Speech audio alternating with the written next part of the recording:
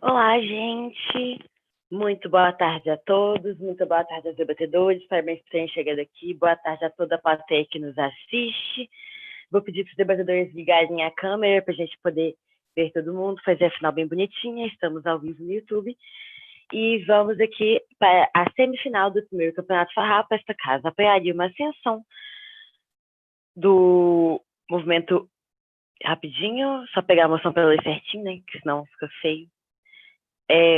Essa casa apoiaria uma ascensão da vertente utópica da esquerda por meio do movimento outromundialista. No primeiro governo, nós temos Daniel Rocha e Vinícius Franco. Na primeira posição, Gabriel Guia e João Antônio Sena. No segundo governo, Jéssica Peixoto e Alice Bertoni. E na segunda oposição, Maria Saldanha e Alexia Angel. Primeiro-ministro, assim que se sentir confortável, pode iniciar seu discurso pelo tempo de 7 minutos. Vou só pedir para vocês todos ligarem as câmeras, né? Conforme combinado, eu vou marcar o tempo aqui no chat. Here. Na mesa nós temos eu de Tché, ao meu lado Lucas de Medeiros e Pedro Day. Boa sorte a todos, bom debate. Primeiro-ministro, quando se sentir preparado.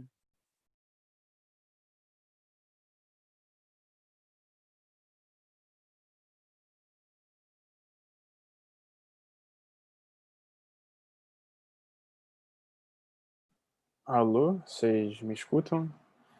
Tem só um joinha aí pra mim? Tá. Deixa eu só... Alguém pode mandar a moção aqui no chat, por favor? Só pra eu ter aqui. Deixa, já achei aqui. Valeu.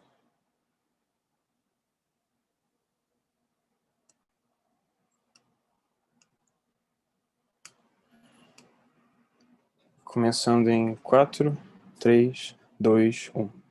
Mesa, o que a gente tem que entender aqui é que a esquerda ela tem assim, um tipo de ativismo que ela não consegue atuar em todas as frentes de forma tão efetiva e muitas vezes ela tem que concentrar os esforços dele em termos de capital humano, em termos de influência na sociedade por meio de algum tipo dessas narrativas, ok? Então a gente quer sim que haja uma priorização de toda essa lógica de busca de uma narrativa utópica e de uma narrativa focada muito mais na ideologia do que fundamentada muito mais na praxis, do que fundamentada na busca por cargos políticos ou algo do tipo, ok?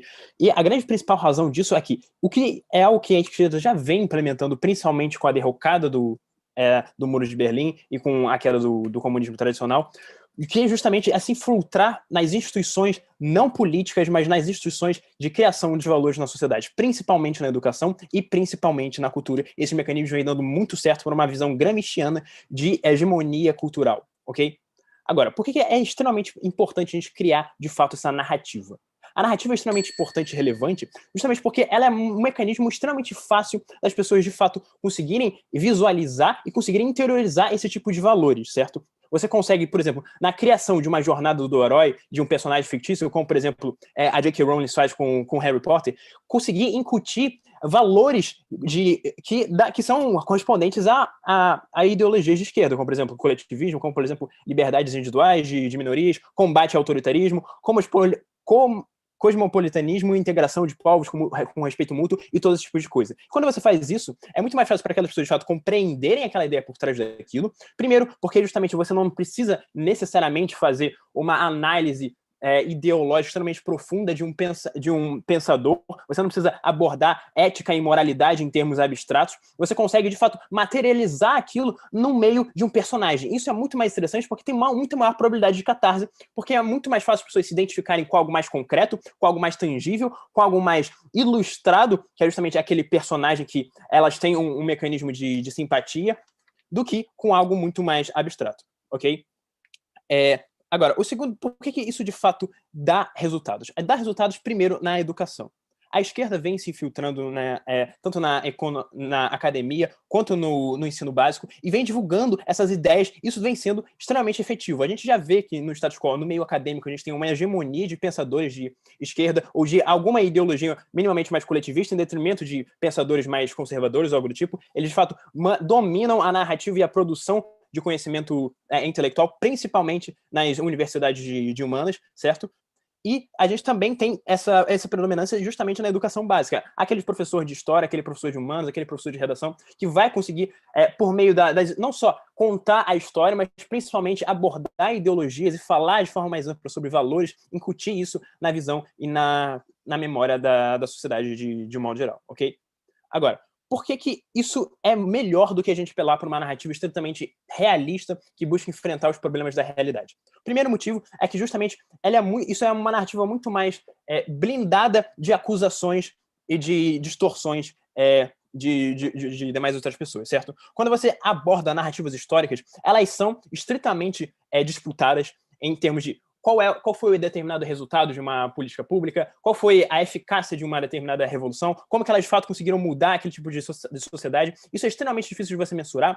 Essa relação causal é muito difícil de você provar, certo? É muito melhor você pegar algo que estimule a inspiração e a criatividade por meio até mesmo do entretenimento, que as pessoas têm um alto incentivo de buscar isso, do que disputar esse fato histórico. Agora, o segundo motivo é que justamente esse tipo de narrativa política está muito mais passível de acusações justamente devido à falibilidade do homem. Quando a gente tem a ascensão do grupo de esquerda, mesmo no melhor cenário que eles de fato conseguem atingir o poder, o que a gente vê são vários cenários em que a gente teve um certo desvio desses próprios valores de esquerda. Alguns líderes de esquerda que se envolveram em escândalos de corrupções, como por exemplo o lulopetismo, alguns líderes de esquerda que abordaram uma narrativa muito mais autoritária e não de libertações dos povos, como por exemplo a União Soviética, Cuba, Venezuela e algo do tipo, e é justamente essa falibilidade dos eventos históricos e das lideranças políticas da realidade que faz com que muitos opositores da esquerda, ao invés de contestar de fato as ideias, os princípios, os valores, eles contestam as experiências históricas que deram fracasso. Toda essa narrativa de que o comunismo não dá certo, toda essa narrativa de que só o capitalismo consegue promover a ascensão social e prosperidade para os povos e tirar as pessoas da miséria, algo do tipo. E quando a gente sai dessa disputa da narrativa estritamente histórica e foca muito mais naquilo que são os princípios, naquilo que é o núcleo duro da esquerda, a gente está muito menos passível de justamente todos esses tipos de acusação e justamente todos esses tipos de ameaça, ok? Eu vou dar um ponto de formação para a primeira posição. Daniel, assim, no fim, quem aprova ou não um livro didático para educação pública, quem aprova qualquer coisa para influenciar essas crianças, está no centro de poder e são eles mesmos que aprovam essas coisas. Então não adianta dizer que está influenciando gradativamente. Ainda que haja isso, ninguém controla o que um professor fala dentro de uma sala de aula, ninguém controla a influência psicológica e subjetiva que um professor vai fazer naquela mentalidade daquela população, e você não tem como um líder mesmo centralizador, divulgar toda essa narrativa. A grande prova disso é justamente a ação da esquerda e justamente uma ação, principalmente dentro dessas instituições, durante os regimes ditatoriais que ela enfrentou, que sistematicamente houve uma resistência dentro, principalmente da educação e desses organismos, e de propagação dessa narrativa, mesmo com uma absoluta opressão institucional. Então, sim, é possível, e sim, é a forma mais provável de resistência e de propagação desses valores, ok? Agora, o último ponto é que justamente essas instituições, por já estarem muitas das vezes dominadas por essa elite política mais conservadora, seja por descendência de elites coloniais, caudilistas, como no caso da América Latina, como no caso da África, ou seja até mesmo por uma questão de dominação plutocrata de líderes em empresas que de fato conseguem fazer lobby para entrar nas instituições e advogar pelos seus valores, essas instituições estão muito restritivas à ascensão de líderes de esquerda, principalmente em cargos majoritários de presidente, governador, prefeito ou algo desse tipo. Então o que a gente tem, na verdade, são meras migalhas que essas pessoas recebem quando elas de fato entram nessas instituições. E é uma perda de esforço absurda, porque elas não conseguem de fato fazer uma mudança institucional significante, e a gente tem, na verdade, mais um caso de fracasso, mais um caso de desânimo, do que aquela pessoa, na verdade, poderia estar se focando muito mais em uma questão, em um aspecto teórico subjetivo, do que se ela estivesse focando em tentar um resultado concreto por meio dessas lógicas. Extremamente orgulhoso de propor.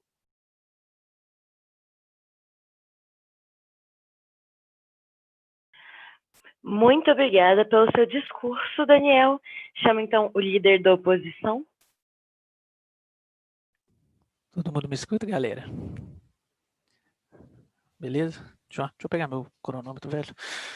Foi mal, time.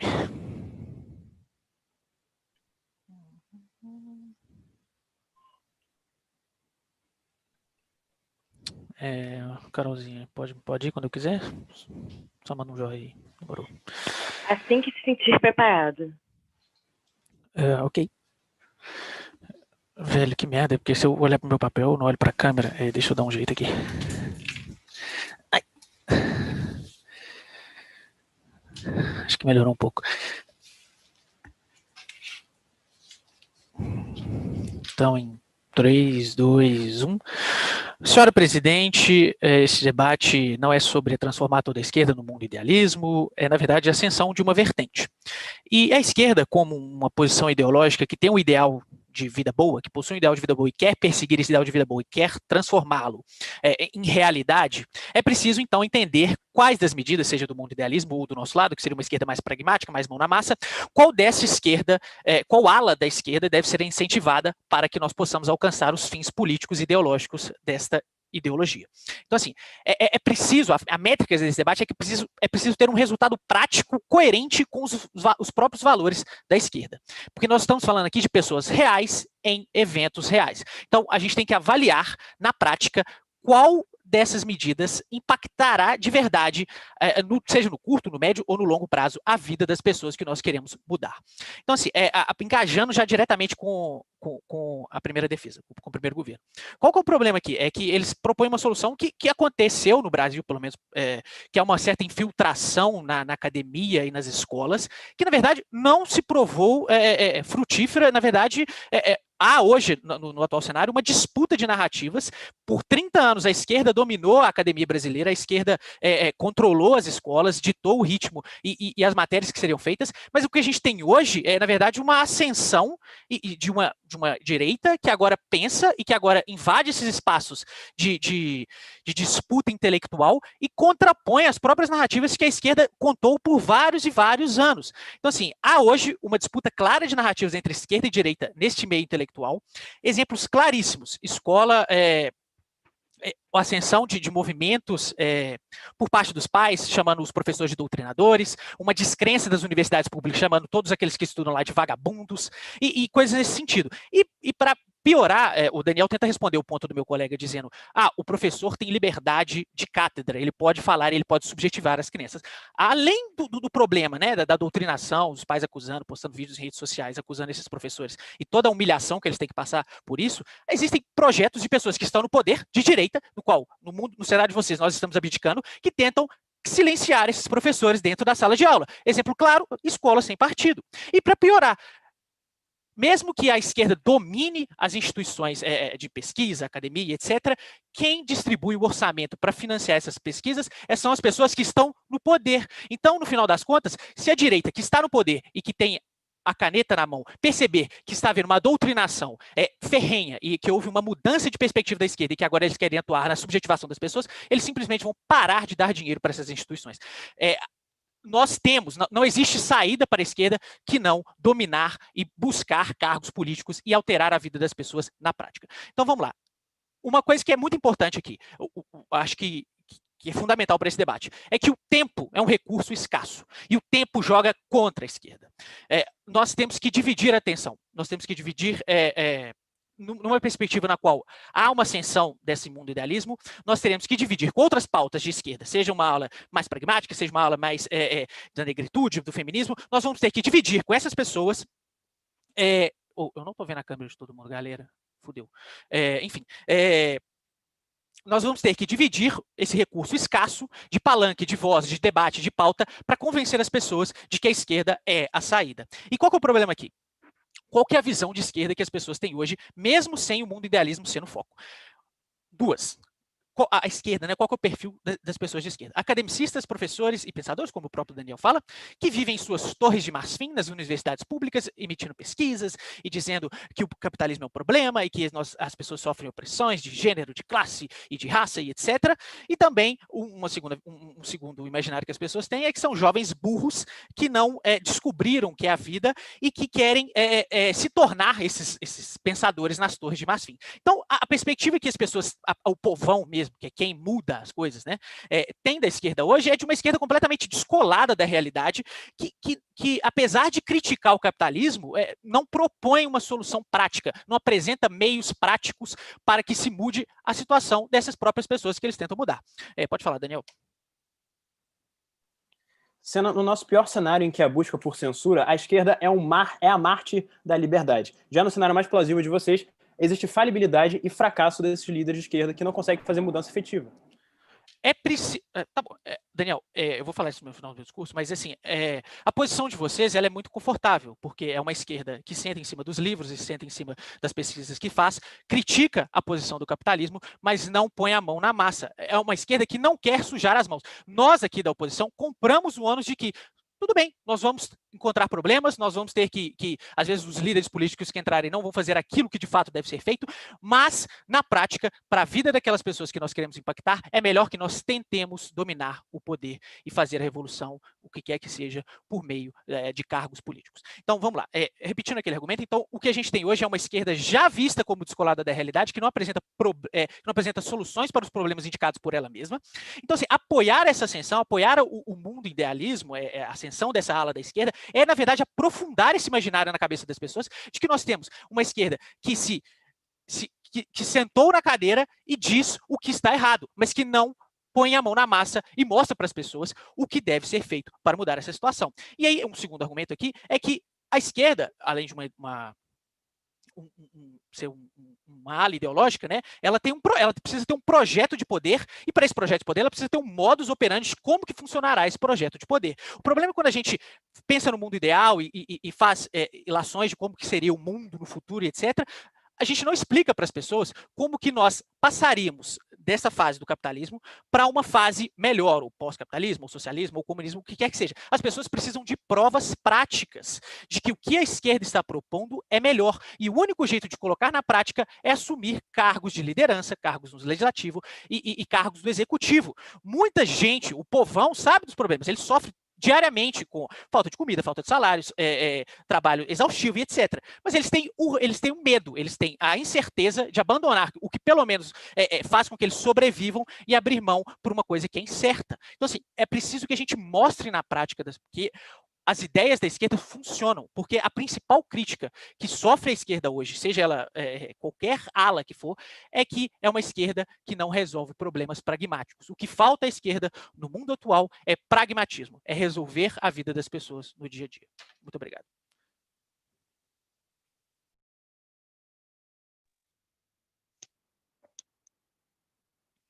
Gente, muito obrigada pelo discurso. Isso, teste o microfone, se possível ligar a câmera pra gente. Eu tô com alguns probleminhas de conexão, Carol. Eu testei a câmera, mas eu tava caindo, então eu vou, infelizmente, ficar com a câmera desligada, tá? Ah, tudo bem. É uma pena.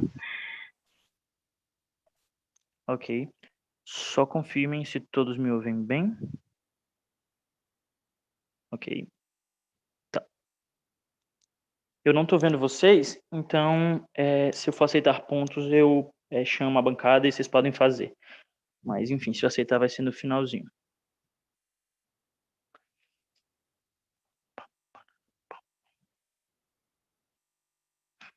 Iniciando em 5, 4, 3, 2, 1. Mesa, o comparativo da primeira oposição é um comparativo injusto, eles não engajam com o nosso melhor cenário. A gente não está falando aqui de uma esquerda que só fica num perfil acadêmico e que única e exclusivamente fica nos seus muros de marfim das universidades. A gente está falando de uma esquerda que pode propor grandes manifestações, pode ser sim uma esquerda combativa e que cobra por políticas públicas e que faz muito mais debates do que essa esquerda que se institucionaliza e que acaba se colocando como farinha do mesmo saco. Mas, mesmo que a gente conceda que no curto prazo alguns dos efeitos colaterais que o Sena traz podem existir, o que a gente entende é que a narrativa mais forte que a gente tem hoje na sociedade, no povão, quando eles pensam em político, é que é todo mundo farinha do mesmo saco. Inclusive, esse discurso de que todo mundo é farinha do mesmo saco, ele parte, inclusive, se a gente pensar no próprio Brasil, a partir de uma lógica de crítica ao lulopetismo. Porque o que acontece? O que as pessoas veem é que quando a esquerda, toda vez que ela chega no poder, ela acaba não conseguindo exercer aquilo que ela efetivamente precisava exercer. Então, isso, em certa medida, deslegitima essa esquerda e acaba fazendo com que as pessoas tenham esse ideário de que é tudo igual. Sendo que, em última instância, o ônus da oposição aqui é mostrar como que efetivamente é possível você promover promover essa mudança estrutural, que ao longo do meu discurso eu vou mostrar que ela é necessária e que ela vai muito além simplesmente de políticas progressistas que um Lula ou uma Dilma da vida conseguem exercer, mas que a gente precisa,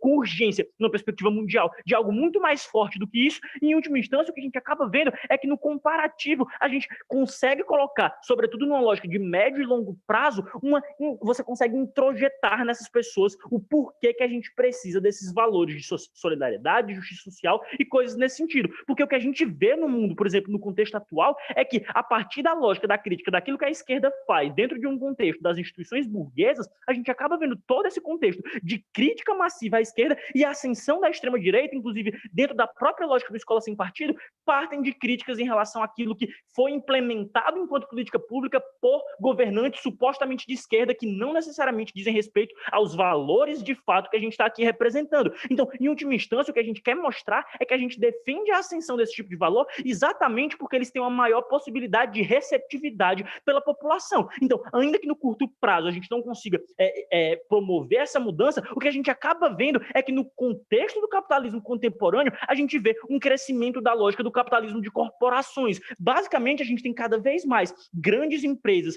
tipo multinacionais, que exercem um poderio em relação a diversos governos do mundo. Cada vez mais você vê um Jeff Bezos, Zuckerberg e coisas nesse sentido, que conseguem controlar uma gama de países, e exercer influência eleitoral, como o caso do Brexit, como o caso do próprio Trump, uma influência eleitoral gigantesca. E o que a gente acaba vendo é que mesmo no próprio Brasil, para você conseguir se eleger enquanto alguém de esquerda, você precisa fazer um certo presidencialismo de coalizão. Não dá para, por exemplo, a Dilma se eleger sem estar como vampirão. Então, em última instância, as medidas efetivamente de esquerda que a gente mais precisa, elas são muito implausíveis no mundo da oposição. E que medidas são essas? São medidas que mostrem para a população toda uma criação de uma nova consciência desse outro mundo que a gente defende, que não seja pautado em uma base da exploração. E esse ponto do capitalismo de corporações, ele ganha mais análise exatamente quando a gente mostra isso. Em última instância, todo mundo já está cansado de saber que a nossa sociedade é pautada em propriedade privada, em uma lógica de lucro, mercadoria e coisas nesse sentido. Mas o que as pessoas não entendem é como isso é destrutivo para a sociedade. As pessoas não percebem que, se a gente não mudar a nossa forma de conceber e de se relacionar com os outros indivíduos, a gente não vai conseguir promover o desenvolvimento e o fim da pobreza em uma perspectiva de grande escala como a gente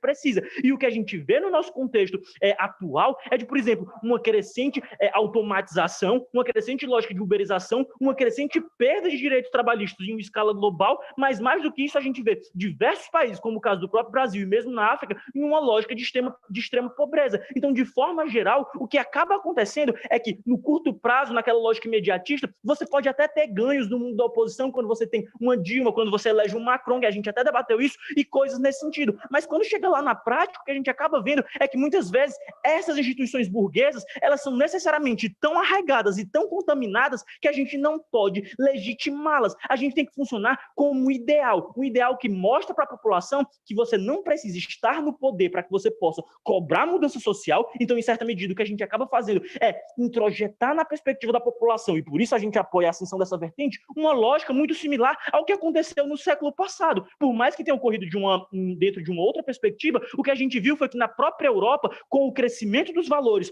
utópicos socialistas e sobretudo, a partir de uma lógica lá da União Soviética, o que a gente acaba vendo é que o avanço desses valores numa perspectiva global e o avanço dessa esquerda utópica, e que não necessariamente precisa aspirar ao poder para conseguir fazer isso, é uma esquerda que pode fazer isso por uma lógica de manifestação, sem aspirar na perspectiva eleitoral per si, isso deslocou o contexto daqueles países, sobretudo no caso da Europa, para uma política de bem-estar social, para uma política de mais redistribuição, de mais solidariedade. Mais do que isso também, o que esse tipo de medida que a gente está defendendo acaba levando é uma própria forma de como a gente se relaciona com o ambiente. E isso é extremamente impactante, porque, se a gente parar para pensar, todo mundo também já está cansado de saber sobre como o capitalismo é extremamente destrutivo em relação à fauna, flora, bacias hidrográficas e coisas nesse sentido, e toda essa lógica de um outro mundo, de um desenvolvimento mais sustentável, você consegue introjetar mais facilmente na população. Porque o que acaba acontecendo é que, toda vez que a esquerda chega nesse poder, nesse nosso contexto, atual, ela é muito arraigada por esses problemas que são inerentes das instituições burguesas, que são, sobretudo, contaminadas por esse capitalismo corporativista crescente, onde grandes corporações agora são quem mais domina o mundo. A gente não vê mais necessariamente Estados Unidos, China e coisas nesse sentido sendo os principais players do mundo, e sim essas grandes multinacionais que têm uma abrangência em praticamente todos os países, e o que você acaba vendo é que a própria esquerda acaba funcionando como fantoche. Então, em última instância, o que a gente precisa fazer é uma crítica ao sistema como um todo, enquanto que no mundo da oposição a gente acaba fazendo um contexto onde você legitima aquele próprio sistema e acaba sendo visto como hipócrita porque você não consegue solucioná-lo. O que a gente mostra na perspectiva outro mundialista é de você reforçar para as pessoas que elas podem querer mais, elas podem idealizar algo para além daquilo que a gente já tem, e no todo, numa lógica de médio e longo prazo, isso vai deslocando a sociedade para que você tenha mesmo mais progressismo e que você tenha uma sociedade como um todo mais solidária, que seja mais pautada nessa lógica de justiça social, mas mais do que isso, no longo prazo, a gente tem mais chance de efetivamente romper com esse sistema, e isso não depende, como no caso da própria União Soviética, de necessariamente buscar ascender ao poder em uma perspectiva eleitoral ou coisas nesse sentido. Então, é por isso que a gente tem muito orgulho em propor, porque no nosso mundo a gente prova como a gente quebra com essa legitimação simbólica e estrutural dessas instituições burguesas que são necessariamente maculadas e que não dizem respeito a esse outro mundo que a esquerda defende, que diz muito mais respeito aos valores que ela precisa defender.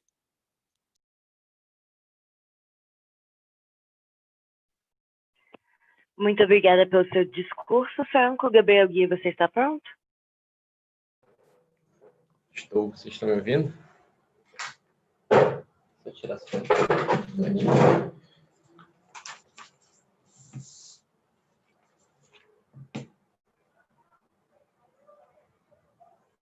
Peraí, rapidinho. Então, vamos lá. Ponto na imagem, tá? Podem mandar no chat também, mas correm o risco de eu não ver.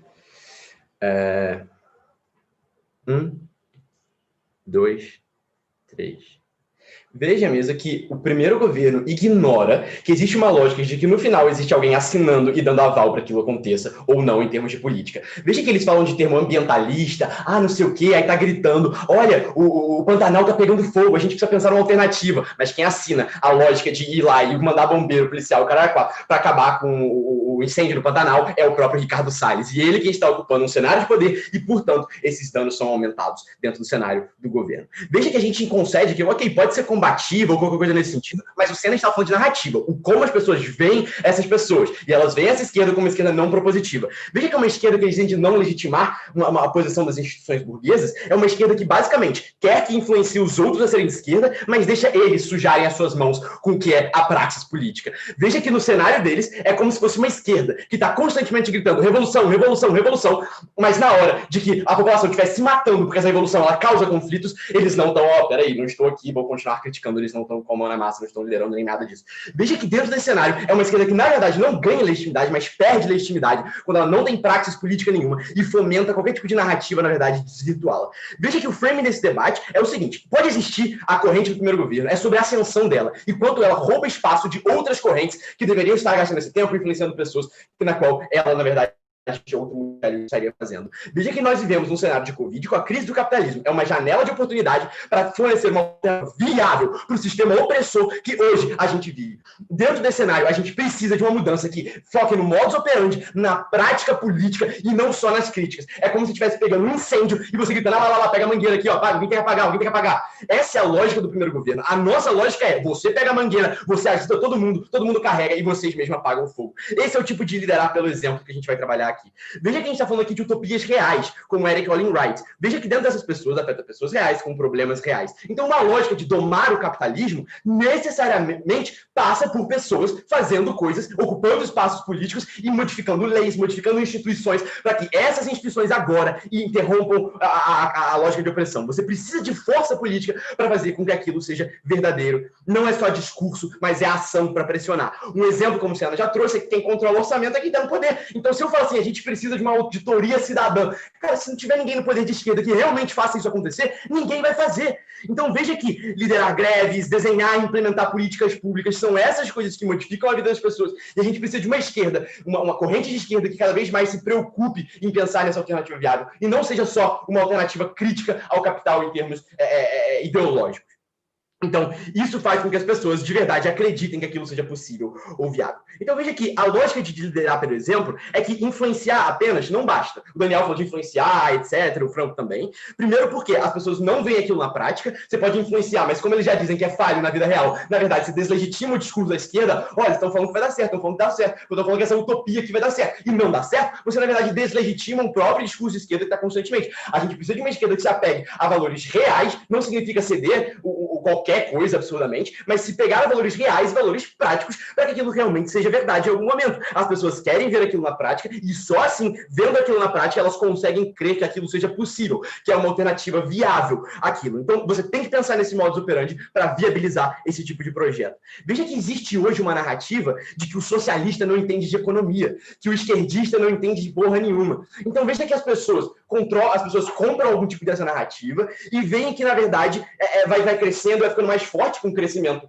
desse outro mundialismo, cada vez mais vendo que você não entende da vida real, você não suja suas mãos, você não quer saber de nada. Política é praxis, política não é só discurso, não é só dialógico, não é só discurso, não é só ideologia. Veja que isso leva a esquerda a ter menos votos, porque as pessoas passam a crer menos que aquele projeto seja um projeto implementável. Caso contrário, elas vão votar em uma pessoa que minimamente não piore os cenários que elas estão.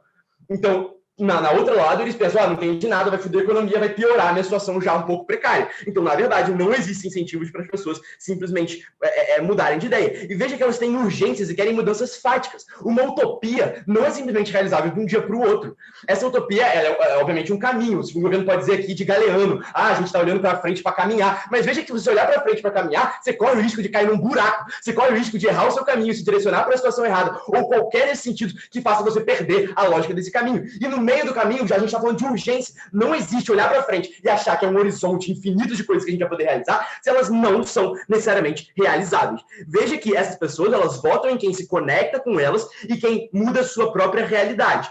Então, você precisa de uma certa prática, caso contrário, a gente já provou aqui que as pessoas não veem nesse cenário. Veja que as elites vão sempre bater na esquerda, seja uma esquerda lulopetista, seja uma esquerda stalinista. O que a gente precisa fazer é mitigar os danos. E mitigar os danos significa a gente ocupar os espaços de poder. Mesmo que seja fazer algumas concessões por enquanto, a gente precisa ocupar esse espaço. Um exemplo é o lulopetismo. Então, assim, essas elites, elas controlam a mídia, elas controlam os centros de poder. Então, a lógica do Daniel, de Gramsciana, do professor que é a liberdade, ela é mitigada pra caramba, porque a mídia está constantemente dizendo para aquela pessoa que aquilo é utópico, que aquilo não funciona, que não vai dar em nada. Então, dentro desse cenário, não existe um engajamento prático do primeiro governo para que eles realmente consigam provar aquilo. Veja o lulopetismo. O Lula colocou a mão na massa e melhorou a vida de milhares e milhões de brasileiros. Então, é uma falha normal da praxis política, a gente precisa lidar com isso, a esquerda precisa não ser utópica e lidar que existem problemas, mas a gente vai construindo, conversando e lidando com esse problema. Não adianta gritar, vamos boicotar os Estados Unidos, se a gente depende dos Estados Unidos para nossa economia continuar girando. Vai, Daniel. Além de metáforas de mangueira, eu quero que você me prove com mecanismos de por que a esquerda consegue fazer mudança estrutural de fato no cenário de vocês. Porque até agora você não deu essa plausibilidade. Daniel, pelo amor de Deus, cara, o Lula Lula chegou aqui, a gente tem outros tipos, o Che Guevara o Che Guevara, Fidel, qualquer pessoa, na União Soviética, a gente tem que pensar em alternativas minimamente viáveis. Vocês praticamente trabalham num cenário, e agora meu último ponto, é de que existe hoje uma narrativa de que é mais fácil imaginar o fim do mundo que o fim do capitalismo. Então você faz as pessoas se acomodarem, se acostumarem, aceitar a sua condição de opressão dentro desse sistema. Somente propondo alternativas reais e fáticas. Veja que a gente ainda existe trabalhismo, existe social-democracia na esquerda, existe comunismo, existe socialismo, são propostas que muitas vezes já foram implementadas e em alguma medida deram certo. Por exemplo, Vargas trabalhista, você pode criticar o que for nele, mas ele conseguiu implementar um projeto de leis trabalhistas que protegiam o trabalhador. Então, se você fomenta essa revolta ao sistema e você não oferece uma alternativa viável e fática de poder, é um vácuo. Esse vácuo de poder, ele deve ser o que acontece é que você tem que ter uma alternativa engatilhada e séria para impedir que correntes anti-establishment com valores anti-esquerda se apropriem dessa revolta popular. porque caso contrário, vai ser sempre pintando, você não consegue fazer nada, você não consegue fazer nada. Então veja que a gente precisa ser propositivo. A crítica ao fórum que origina o outro mundialismo é uma crítica de que os caras sentavam na sua redoma de prata, no ar-condicionado, discutindo problemas reais, sem propor uma alternativa viável. E nós não queremos que essas pessoas ganhem cada vez mais espaço na corrente de esquerda. Portanto, muito orgulho em meu povo. Muito obrigado.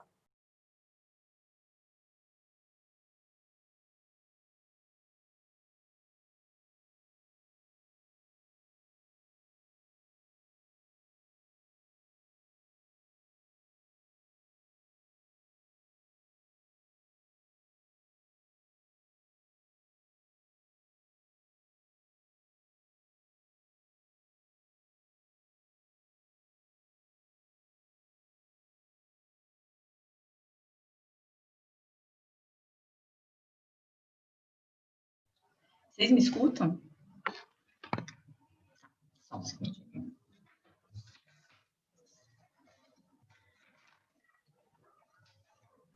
Jéssica Carol pediu para esperar.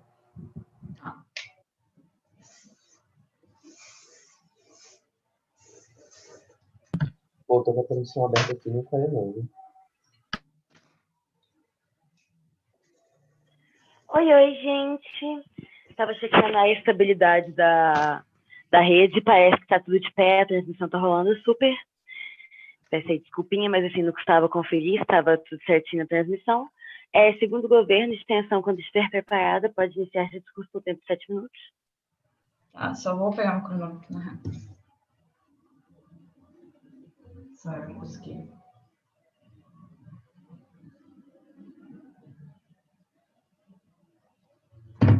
Pode ir então, Carol?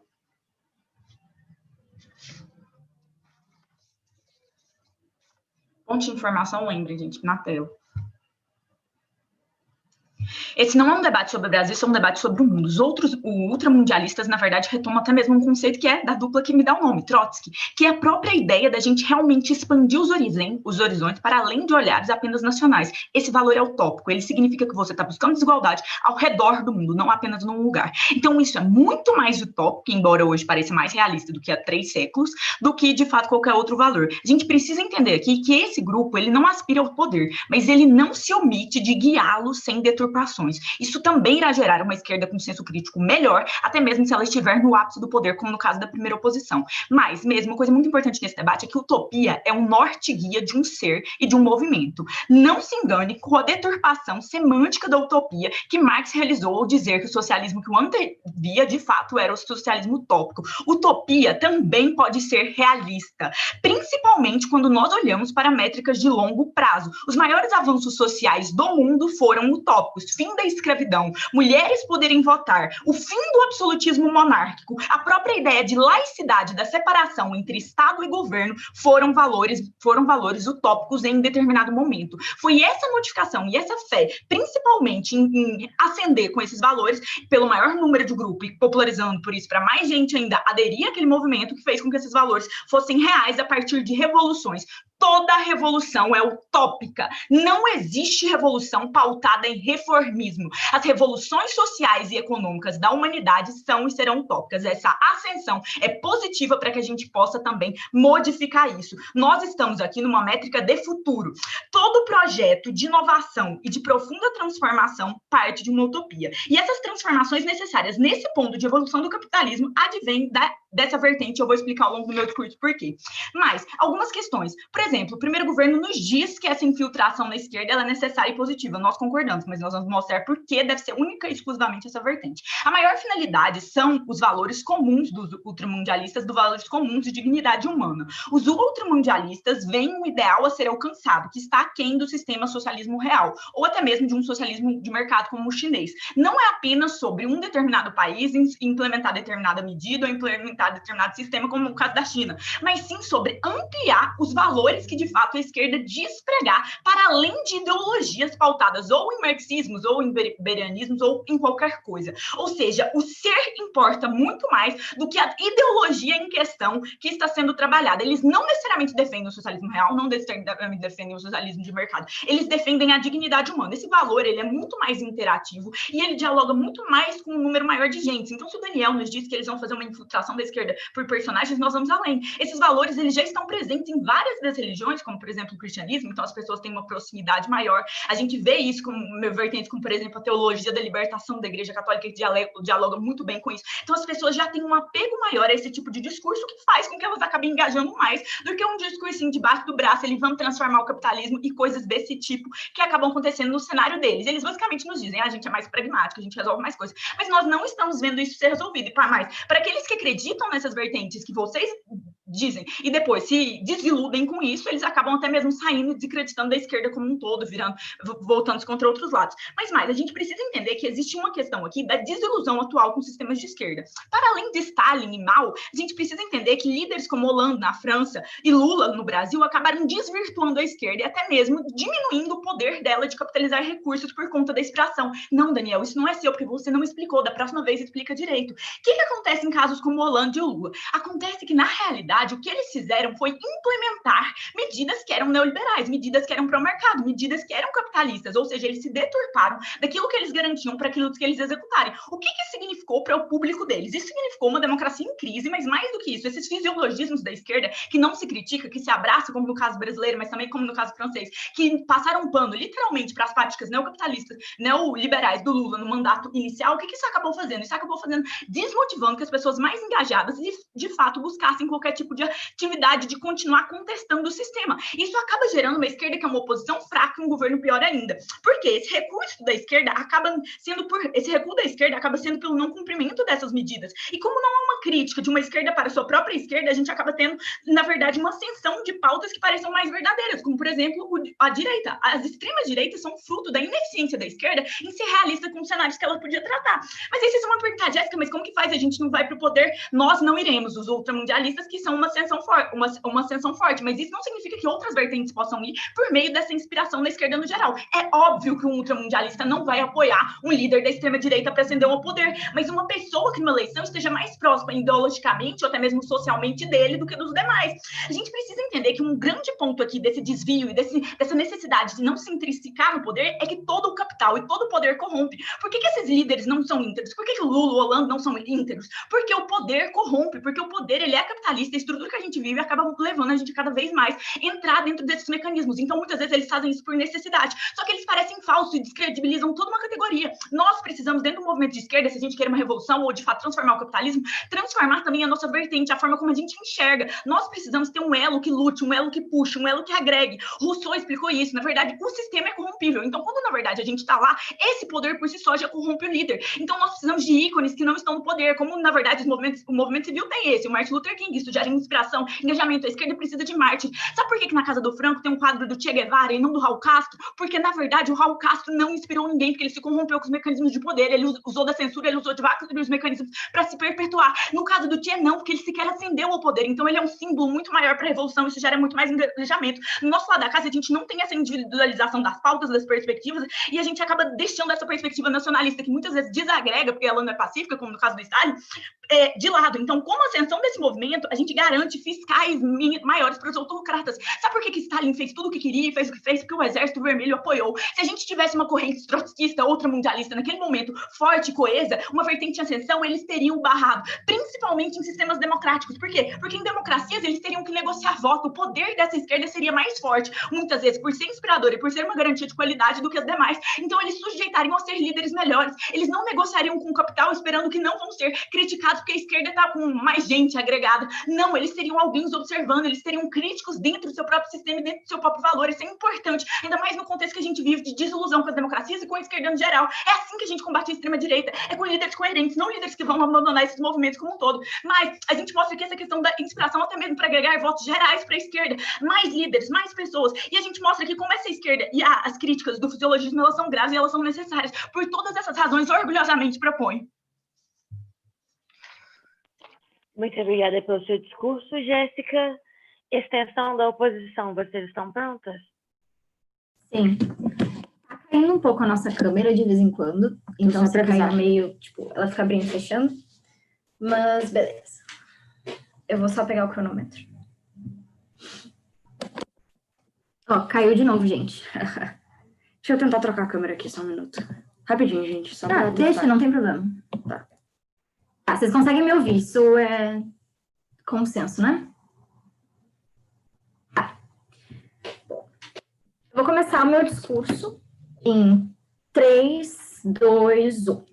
A métrica desse debate não é se a esquerda possuir ideais utópicos é bom ou ruim, é consenso que a existência de ideais a serem atingidos é essencial para qualquer partido, pensador ou movimento social se organizar em torno das ações a serem tomadas e críticas a serem feitas em relação aos erros do status quo e aos acertos sociais a serem feitos. Esse debate é sobre como esses ideais utópicos devem ser abordados pela esquerda, inserindo eles ou não na atividade política na vida real. Importante ressaltar e já refutar o segundo governo. O que o outro mundialista faz é disputar com a política. No momento que ele assume já que a política deturpa a base da igualdade, da justiça social, etc.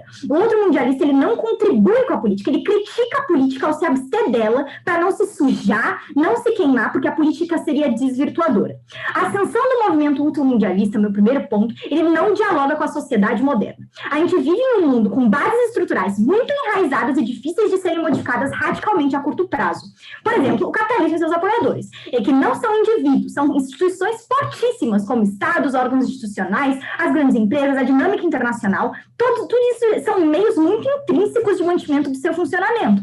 O mesmo acontece com os privilégios que a esquerda busca combater e as desigualdades que acaba mantendo. Esses meios são, por exemplo, as leis que protegem veementemente a propriedade privada e os privilégios das elites. A sociedade moderna ela possui um esquema social muito difícil de ser modificado. Os valores opressores que a esquerda critica são passados diariamente através de propagandas capitalistas, através da nossa mesma rotina de trabalho que a gente se acostuma todo dia e acha que é normal, através da normalização da nossa sociedade como sendo a mais avançada, mais tecnológica, mais igualitária de todos os tempos, com alguns erros aqui e ali. Então a gente já mostra muito bem aqui como ler um livro não é tão eficiente como a política, não somente porque a política faz mudanças do status quo, porque isso é uma coisa, bom, consensual, mas porque simplesmente é muito difícil fazer com que as pessoas sejam persuadidas por um livro e por uma teoria do que mais persuadidas pelo próprio sistema. O indivíduo entende os erros quando ele vive na pele, mas a estrutura social continua rodando. Os indivíduos sofrem com a desigualdade, indivíduos simpatizam com a desigualdade, grupos aplaudem os ideais de esquerda. O problema é que, como eu já expliquei, as mudanças do status quo são muito difíceis de serem feitas de fora para dentro, mas principalmente não só as mudanças, gente, a mudança de mentalidade das pessoas, porque a mentalidade de 1, 2, 3 indivíduos que já são muito educados em relação à esquerda e que acreditam puramente naquele ideal, beleza, isso até pode acontecer com a existência dessa ascensão, mas o que acontece é que a gente quer que uma maioria apoie isso justamente para a gente conseguir chegar no nosso ideal de existência entre que várias pessoas acreditam nisso, só que a narrativa contida num livro e a narrativa que o ser humano moderno é bombardeado diariamente é muito mais forte. Por que o movimento mundialista falha em apoiar sua própria ideologia? Achando primeiramente que basta ser crítico ao sistema para chegar um dia aos seus ideais. Para mesmo, não basta. E a gente aqui se diferencia da primeira oposição, primeiramente trazendo os seguintes mecanismos essenciais de busca de justiça social na modernidade. A crítica, ela é muito mais fraca quando ela não é palpável. A crítica em um livro é muito diferente da crítica que aponta os erros e faz planos de mudança, e faz planos e caminhos para mudá-los, e as pessoas sentem a mudança. Ilustração disso, as mudanças feitas pela esquerda, através da ascensão política, são sentidas na pele de pessoas. De nada adianta idealizar que todos devem ter moradia e não promover um Minha Casa, Minha Vida para tirar a gente da rua e atrair mais gente para a discussão. Como assim? Quando a esquerda chega no poder e promove uma mudança social palpável, não somente a esquerda está salvando pessoas em uma métrica de urgência, mas está humanizando os mais vulneráveis em rede nacional, nas redes sociais, promovendo essa autopropaganda e se colocando justamente de frente com todo o ideal que a gente é bombardeado de que o sistema é ótimo e que a gente tem que continuar a nossa lógica capitalista selvagem, mostrando que vale a pena apoiar a esquerda porque o ser humano é bizarramente imediatista. Outro mecanismo que a gente traz aqui, o imediatismo. Terceiro mecanismo de falha é de ficar só na educação e na mentalidade. Idealização da sociedade sem mudança concreta de curto prazo abre brechas para a descredibilização do indivíduo quanto à possibilidade de reverter essas mazelas do status quo.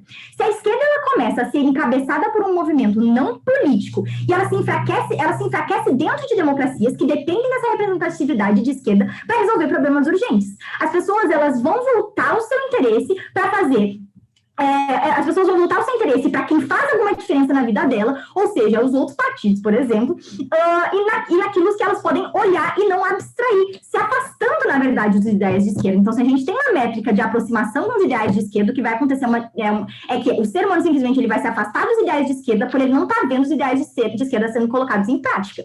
Então, essa ausência de ascensão de poder, que é inerente ao outro mundismo, sei lá das quantas, ela é completamente, essa ausência de poder é uma distração para o verdadeiro objetivo da esquerda, que é alcançar essa igualdade material. Propriamente também, antes que termine meu tempo, vai, Jéssica. Obrigada, Alexia. Almejar o poder não é ser não político. Não querer estar no poder não significa que você não vai votar, fazer campanha, protestar. Ao contrário, eles têm uma tendência muito maior a isso. Mas no momento que a gente tem um efeito se engaja muito mais com a política, a gente vai lá e consegue se eleger e consegue fazer com que pessoas com esse ideal, que é esse ideal que a gente acredita de justiça e de igualdade, que a esquerda deve fazer, é muito mais palpável, é muito mais fácil que as pessoas consigam entrar dentro desse sistema e eles consigam fazer uma diferença. Mas não somente isso. A questão de engajamento, por exemplo, ela é muito mais normalizada pelas pessoas, não tipo, beleza, tá tendo um protesto ali, tá tendo uma comissão ali, um comício ali, beleza, isso acontece. Mas quando uma política pública é feita na prática, ela bate de frente com aquilo que, que a mentalidade capitalista, que a narrativa capitalista nos passa todos os dias. A gente tem que trabalhar, a gente tem que receber o que a gente recebe, que as minorias elas não merecem proteção especial, enquanto no momento que a gente bota a esquerda fazendo uma política pública dessa maneira, fica muito mais palpável, atrai pessoas mais para a esquerda, na métrica de urgência salva mais pessoas, o que de nada adianta a gente ficar idealizando o mundo e não salvando indivíduos que estão na desgraça. E além disso, a gente tem um outro impacto disso aqui, que é, sem a prática, a gente não tem o crescimento das ideias. Tudo que fica num livro vai gerar uma discussão teórica, ínfima aí com algumas pessoas, sem experimento prático para saber o que dá certo e o que dá errado na sociedade. O que é extremamente negativo, porque você vai ficar buscando e elaborando teoricamente um ideal, que na verdade, quando for na prática, ele pode ser os seus erros, tu vai ter que ficar trabalhando neles enquanto tu passou muito tempo só trabalhando naquele ideal, tu não colocou ele na prática, tu não viu os erros e os acertos deles, não viu se ele se encaixa realmente, se ele consegue realmente mudar o status quo, ou se ele simplesmente nunca vai ser alcançado. E por todos esses motivos que eu apresentei aqui, é que a gente orgulhosamente se opõe a essa moção. Muito obrigada. Muito obrigada, Alexia, pelo seu discurso. Para finalizar o debate pelo lado do governo, Alice Bertoni, você está pronta? Carol, posso só te pedir um minutinho para eu entrar pelo celular? A minha câmera deu ruim. Acabei de clicar no link, então devo aparecer aí para vocês em um segundo. Claro. Estou atenta para te aceitar.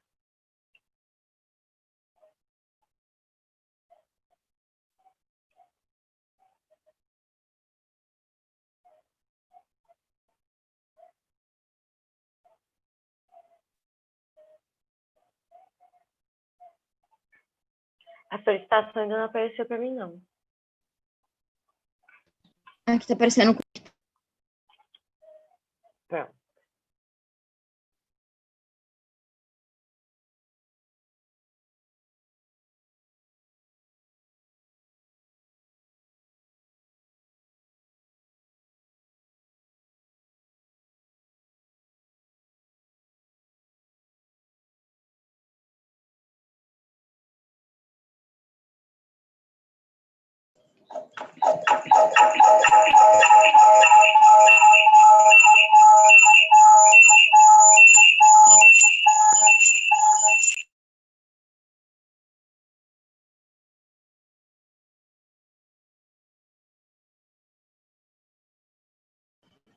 Agora tá melhor? Não tá mais som esquisito, né? Tá bom. Então, eu só vou ter um probleminha, porque eu não vou conseguir ficar no Zoom pelo meu computador, senão vai dar esse barulho esquisitíssimo.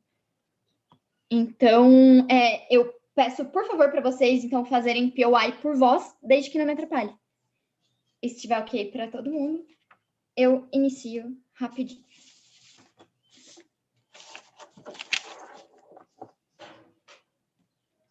Tudo ok, Carol? Então, let's go. 3, 2, 1, vai. o que nos diferencia como a melhor casa de governo nesse debate é que a gente não comete o erro que o primeiro governo cometeu de não deixar claro como que você ser utópico de fato se traduz em algum tipo de transformação, em algum tipo de avanço para todas as pessoas do mundo. O que a gente traz aqui são dois mecanismos. Não só um princípio de que a esquerda deveria fazer isso por si só, porque quase sempre quando ela entra na política, ela acaba sendo deturpada, e não pelo motivo que o Daniel falou, que é tipo falibilidade de eventos da realidade, etc., mas pelo que a Jess falou, porque a gente tem que fazer concessões para o sistema capitalista, porque a gente tem que muitas vezes comprar voto, porque muitas vezes a gente tem que fazer concessão para bancos e todo esse tipo de coisa, e não simplesmente porque a gente automaticamente vai falhar, mas porque entrar na política exige esse tipo de concessão para a gente. E mais do que isso, o mecanismo que a gente traz aqui de mudança social, de fato, é não só a gente conseguir ter uma fiscalização maior da esquerda para evitar a deturpação per se, ou seja, quando tem uma corrente de esquerda que está no poder e a gente tem grande parte do movimento de esquerda sendo utópico, esse movimento utópico está mais preocupado em fiscalizar e ver se essa pessoa de fato está sendo de esquerda do que de fato passar pano para elas e esse tipo de coisa. A gente pode, no curto prazo, ter menos exemplos práticos, mas a gente garante que esses exemplos práticos eles sejam mais coerentes, e no longo prazo, que aí é outro pulo do gato que a gente dá, a gente acaba inspirando mais pessoas a se engajarem e de fato serem de esquerda, porque é um discurso que de fato propõe soluções reais, porque, ok, mesmo que essa pessoa perceba que, tipo, aumentou um pouquinho a qualidade de vida dela, ela ainda não tem uma perspectiva de transformação real, ela ainda vê a realidade como faticamente difícil de mudar, ela ainda vê os políticos como corruptos e todo esse tipo de coisa. Quando a gente tem essa vertente utópica, que já é enraizada, porque a gente tem porque ela conversa com teologia e todo esse tipo de coisas, a gente inspira mais pessoas a de fato conseguirem se engajar com os próprios ideias da esquerda. Ou seja, se no curto prazo a gente tem menos exemplos práticos, mas exemplos práticos que sejam mais coerentes e, portanto, evitam a deturpação da esquerda per se, porque agora a gente está fiscalizando eles, no longo prazo a gente tem mais pessoas de esquerda que querem de fato se engajar com política e coisas do tipo. São esses mecanismos de tradução na realidade que fazem com que o nosso caso de governo seja o único que de fato seja realmente materializado. E respondendo às casas de oposição aqui, notadamente a segunda oposição, a Alexia, ela traz pra gente um caso muito interessante, que essas pessoas, quando elas sentem as mudanças sociais na pele, elas acabam votando mais pra esquerda. Só que o erro que ela comete aqui é falar que, de fato, a gente consegue materializar alguma mudança social. As mudanças sociais que a gente consegue materializar, tipo, sei lá, Minha Casa Minha Vida, esse tipo de coisa, quase sempre elas são no curto prazo, e quase sempre elas são acompanhadas por concessões, por concessões para o sistema financeiro, que não só acabam deturpando nossos ideais e a longo prazo reforçando o liberalismo, mas muitas vezes acontece o que aconteceu com a Dilma. Você tem uma política social, ok, mas você teve que fazer tantas concessões que você acaba gerando vários exemplos econômicos ruins. As pessoas de esquerda, a gente quer que elas sejam mais interessadas em não só passar pano para a Dilma para elas perpetuar no poder, mas em, de fato, garantir que a Dilma está fazendo políticas de esquerda que sejam reais mesmos. Se os eleitores do François Hollande ou do Lula fossem a maior parte de esquerda utópica, eles teriam com certeza feito muito menos pelo sistema financeiro quando eles estavam lá. E mais do que isso, a gente evita deturpações até mais graves, como por exemplo esquerdas autoritárias que acham que um mecanismo ok é você, tipo, por exemplo, ser também autoritário, é você também criar campos de concentração e esse tipo de coisa. Porque o que a gente quer é não deturpar o nosso ideário per se. E vocês também cometem o erro de achar que a direita também não tem soluções práticas. Bolsonaro se apropria de quase todos os programas sociais do PT da mesma maneira. Mas mais do que isso, indo direto para a primeira posição, que é de fato a melhor caso de oposição aqui.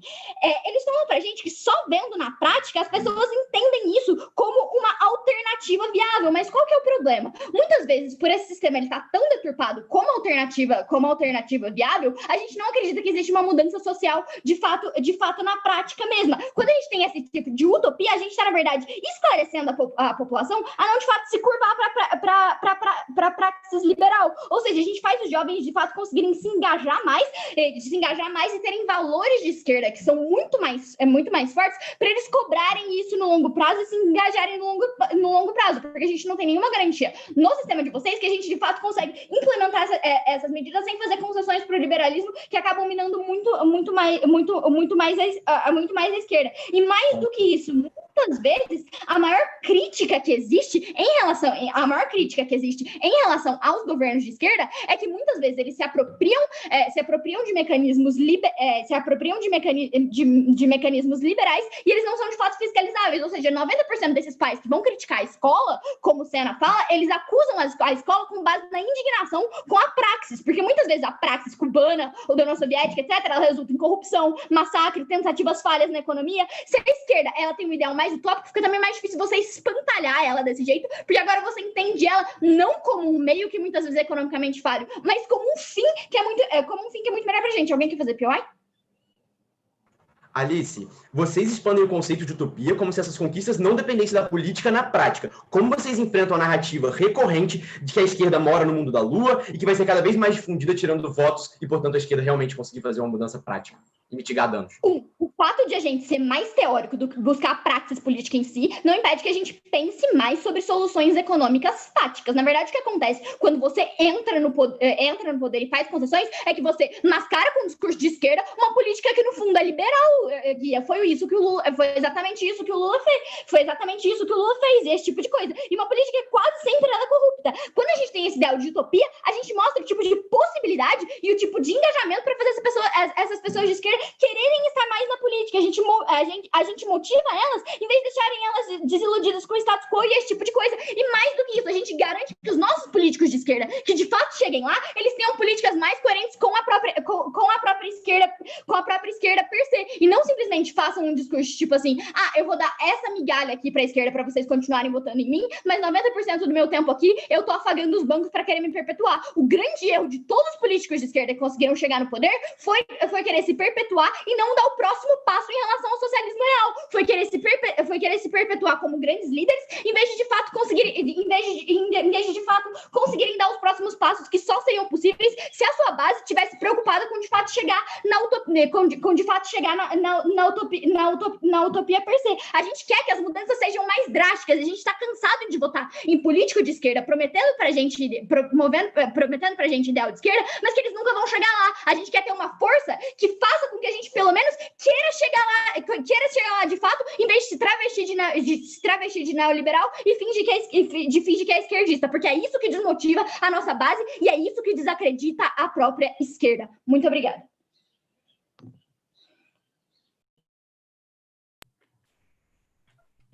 Muito obrigada, Alice, pelo seu discurso. Para encerrar esse debate, portanto, gostaria de chamar a Maria Saldanha, VIP da oposição. Você está pronta, Maria? Pronta a gente nunca tá, né?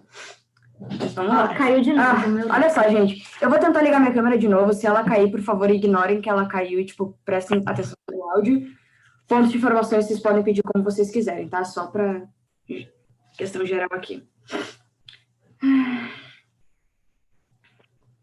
Vamos lá, eu vou começar meu discurso em 3, 2, 1. Partindo diretamente para o caso do primeiro governo. O que eles nos trazem? Eles dizem que a gente precisa se infiltrar nas instituições e não nessas ações políticas, nesses cargos políticos. Tá, o que acontece, tá? Qual é o problema que a gente tem aqui? A política é um dos caminhos que possui efeitos práticos mais abrangentes para a resolução de problemas sociais. Mas, mais que a ideologia, o povo precisa das ações concretas para ver que essa ideologia realmente tem um efeito prático de solução. O que acontece? É revendo os nossos erros dos passados que conseguimos fazer uma crítica mais realista, que a gente consegue fortalecer essas ações e melhorar para a classe que a gente tanto defende. A parte mais importante da ideologia da esquerda é a resolução e dar uma melhor condição de vida para aquela classe mais vulnerável, que é a classe trabalhadora e as minorias mais afetadas. E a gente só consegue fazer isso a partir de ações mais práticas. A ideologia, ela é importante, a gente concorda, mas concretizar é mais. Concretizar essas ações para essas pessoas que são as mais afetadas pelas políticas é a parte mais importante que a gente coloca dentro aqui. A esquerda até pode para provar seu ponto que ela realmente tem efeitos práticos, ela precisa dessas ações concretas para mostrar seu valor para a população. Qual é o problema do caso do primeiro governo? Ele reforça essa narrativa de que a esquerda é simplesmente professor falando mal, tentando doutrinar aluno de uma forma completamente forçada para as crianças. A gente não tem um efeito prático. Simplesmente dizer que o professor, ele vai lá e ninguém fiscaliza o que o professor fala, só reforça mais uma vez essa ideologia como escola sem partido, de que a escola é um meio e a esquerda utiliza as escolas e as crianças como meio de doutrinação para conseguir alcançar esse bem. O que acontece? Eu vou encarar o melhor cenário do primeiro governo que foi apontado pelo Franco, da esquerda combativa, que seria o melhor cenário deles, de que eles ainda podem fazer manifestação. Mesmo no melhor cenário de vocês, que vocês cobrem por mudanças, a esquerda não vai possuir os mecanismos para essa mudança efetiva. Ela não, e essas pessoas que ficam à margem da sociedade esperando por essa solução não vão ter esses efeitos tão práticos. Trabalhador que está lá quase abaixo da linha da pobreza, ele precisa de ações para conseguir se recuperar dentro disso. E é isso que vocês não veem, que a solução de vocês simplesmente mandar todo mundo só fazer manifestação e ficar cobrando simplesmente por mudança, ela não ocorre tão efetiva, porque tu vai esperar pela boa vontade das pessoas que estão lá em cima para fazer esses projetos e para conseguir aprovar. Cobrar sem ter nenhum tipo de efeito prático ou ter mecanismos para poder fazer esses efeitos práticos não faz nenhum sentido e não tem nenhum benefício para a esquerda quando a gente olha no principal ponto dela de resolução e a melhor qualidade de vida para essas pessoas atingidas. Vamos lá, vocês falam de crescente perda de direitos. Isso só prova o quanto a esquerda precisa procurar ações práticas justamente para mitigar e impedir o avanço dessas políticas contra o avanço e justiça social. Só mostra a urgência da esquerda de ter planos de ação e não planos simplesmente de pensamento, de fazer as pessoas quererem viver nesse mundo utópico. Na lógica do primeiro governo, a esquerda fica presa à teoria, à utopia, sem preparo para a resolução de problemas, sem preparo para o mundo real sobre como que a gente consegue colocar isso em prática. Ela é uma esquerda que diz que precisa auxiliar essas minorias, a classe trabalhadores vulneráveis, e não faz absolutamente nada dentro dos mecanismos do nosso sistema para conseguir ajudá-los. Ele não faz nada para conseguir ajudar essa classe que tanto precisa. Uma esquerda que só grita e age é simplesmente aquela esquerda cirandeira que a gente vê do PSOL, que abandonou simplesmente o trabalhador e não faz nada para ele. Mas vamos lá, vamos passar para o segundo governo. Eles falam sobre o valor utópico de universalizar esses valores e como seria importante. Esse é um dos principais pontos ali do caso da Jess. O que acontece, tá?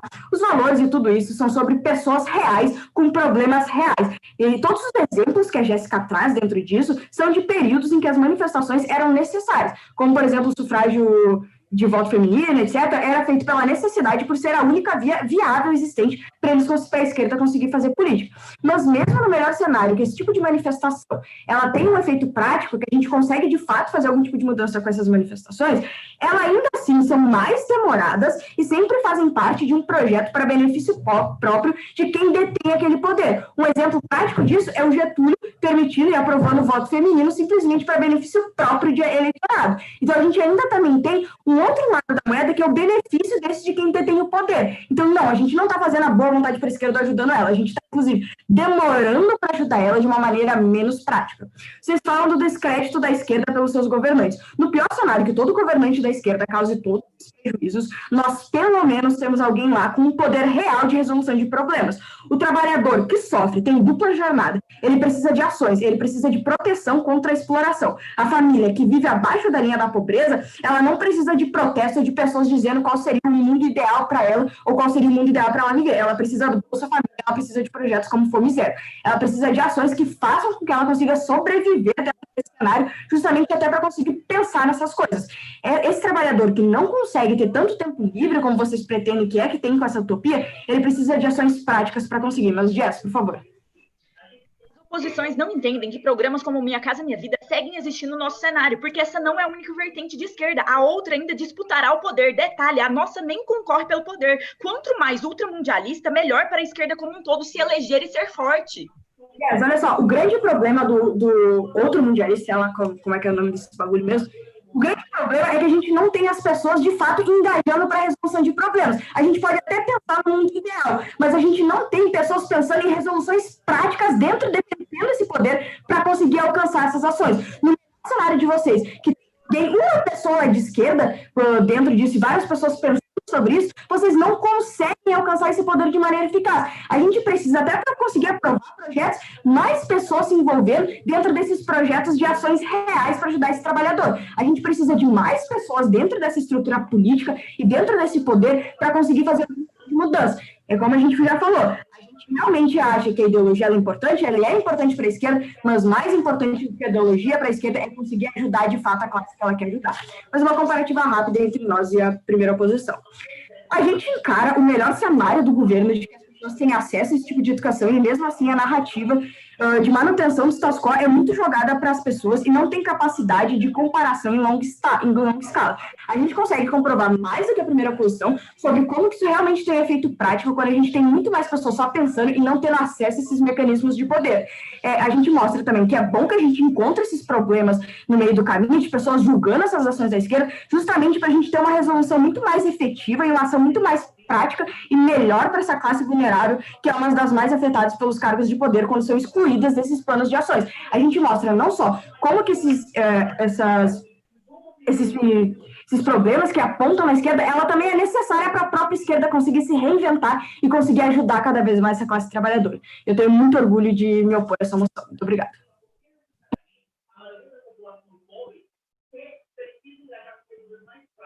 Muito obrigada, Maria, pelo seu excelente discurso. Muito obrigada a todos que participaram desse debate. Foi um prazer julgar vocês. Agora nós vamos deliberar. Lucas, Pedro, me acompanhem por ser verdade e dedicação. Deem todo tchau para a plateia, que eu vou finalizar a transmissão. A hora de mandar beijinho. Tchau, pessoal. Muito obrigada pelo debate. Logo, logo nós anunciaremos os finalistas. Fiquem atentos.